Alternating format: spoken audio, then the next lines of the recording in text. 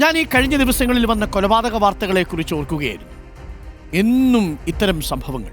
ഓരോ ദിവസവും നല്ല വാർത്തകൾ പറയാൻ വരുമ്പോൾ പലപ്പോഴും ഞെട്ടിക്കുന്ന കൊലപാതകത്തിൻ്റെ വളരെ വേദനിപ്പിക്കുന്ന വാർത്തകളാണ് പ്രേക്ഷകരുമായി പങ്കുവെക്കേണ്ടി വരുന്നത്. ഒന്ന് ഓർത്തു നോക്കൂ, പലതരത്തിലുള്ള വിഷമങ്ങൾ നമ്മളെയൊക്കെ തന്നെ അലട്ടാറില്ലേ?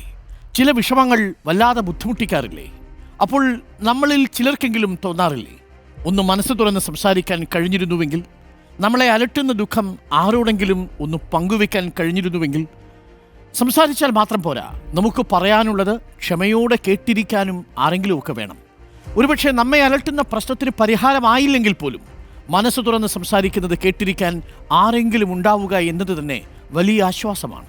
കടുത്ത തീരുമാനങ്ങൾ എടുക്കുന്നതിൽ നിന്ന് മനുഷ്യനെ പിന്തിരിപ്പിക്കാൻ ഈ നിസ്സാര കാര്യത്തിലൂടെ കഴിഞ്ഞുവെന്ന് വന്നേക്കാം.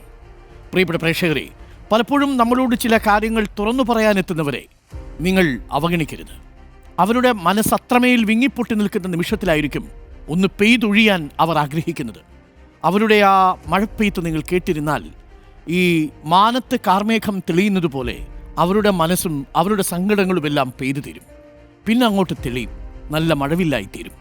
അപ്പോൾ കാർമേഘം മൂടി നിൽക്കുന്ന ഒരു മനസ്സിനെ മഴവില്ല് നിറഞ്ഞു നിൽക്കുന്ന ഒരു മാനമായി മാറ്റാൻ നിങ്ങൾ നല്ല കേൾവിക്കാരനായാൽ കഴിയുമെന്നാണ് വിശ്വാസം.